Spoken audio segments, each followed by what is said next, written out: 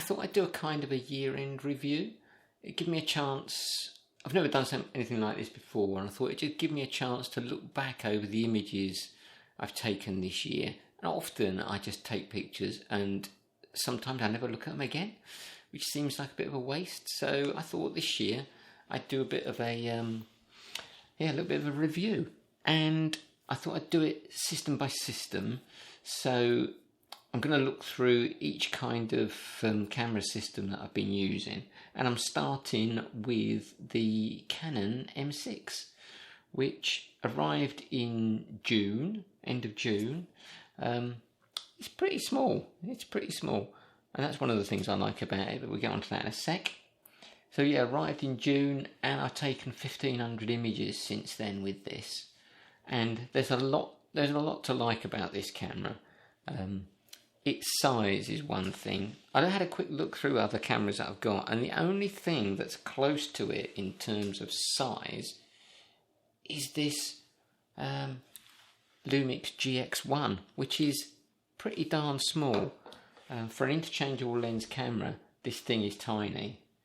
The M6. It's got a really nice feel to it. It's got a good shaped grip. Easy to use one-handed. Don't even need any sort of additional grip or anything like that. Really, really nice feel to it. Feels premium. Feels unbreakable. Although having said that, I got this one relatively cheap at £220 from Wex because it's got some little hairline cracks around the tripod mount. I've never had a problem with the camera at all from that perspective, so it's all been good. So, for me, value was another big deal with this. Does great 1080p HD video. And the lenses for this system are small. I mean, on there is the 22mm, which is a great lens. And the other lenses in this system are small as well. And I might do another video about the lenses I've got that I use with this camera. Things I don't like about it are the battery. It's not got proper third-party battery support, which is a blooming nuisance. The RAW files can be tricky to edit, and it's got no viewfinder, but you can attach one of the accessory viewfinders, and it makes the whole thing a bit kind of bigger and bulkier, but you can do it, and it's a good viewfinder. There's also a viewfinder. There's another option, which is one of these kind of tilt ones, which is good. I haven't used that one very much, but it's just an alternative, a bit bulkier, but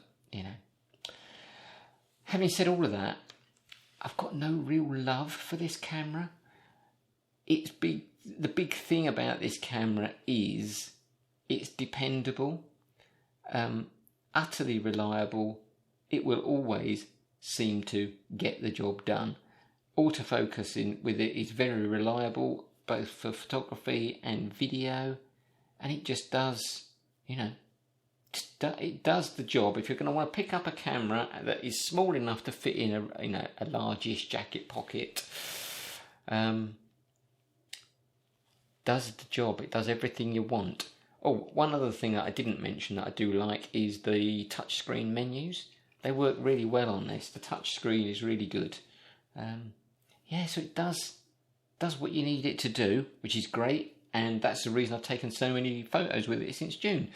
So let's just have a look at my top 10 and see what you think. And what we've got here is probably one of my favourite views in London, although to be honest it could be either from this bridge, which I think is Hungerford Bridge, and equally from Waterloo Bridge itself. It's a good view towards the City of London.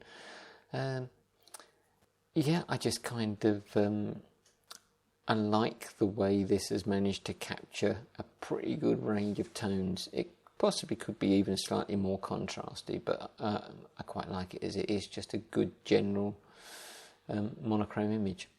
This skateboard picture, I had thought about doing this in monochrome, but it actually picks up the colours of the skateboards quite nicely. you know, it's kind of like the broken dreams of skateboarders thrown down onto the bridge pillar. Just an odd picture, like it. This shop is in Aldershot, and it's got a long history of supplying polo equipment, for example, to the royal family. Been there for 100 years, I think, and I like the colours. Equally, it was largely the colours in this shot. It's another Aldershot image. Cobbled street, red brick, and the lamp just sets it off nicely. Another Aldershot. I've got a lot of images from Aldershot here. Another Aldershot image from the high street this time. Just a bizarre window display. Colours. And your eyes drawn instantly to that figure in the centre. Aldershot is... Gus, you're not helping. You're not helping, Gus. You're not helping. Aldershot is one of those places that's constantly being regenerated at the moment. Another Aldershot picture. It has some grand buildings in Aldershot. It's got a proper mix of architecture. And this image just stuck out to me because of its simplicity. It's in one of the newly redecorated streets. The menacing Aprilia. So this is a walk around shot in the paddock. I think this one's actually in Brands Hatch. And I just liked the way the light was falling across the front of the bike. It looks like a menacing beast that's kind of coming out of a cave. Guildford Cathedral. It's just a play on light, really. The way that handrail completely changes shape in the shadow is what drew me to it. This was with the long lens, the 55 to 200. It kind of just goes to show, I think, that if you want to do a little bit of kind of wildlife photography, you can use anything. You can use anything you've got. And the background is just so creamily blurry that I like the colours, and just one of my favourites from... this one's from Guildford Cathedral Gardens. And lastly, we had a trip to Eastbourne, and this is the pier from the hotel we stayed in, and we had some proper weather while we were there. A huge amount of rain, really windy, but it provided some kind of dramatic looking skies. So yeah, quite pleased with that. So I hope you enjoyed looking at those as much as I enjoyed taking them and reviewing them. So yeah, that was interesting to review those, and I'll come back with another video on a different camera system.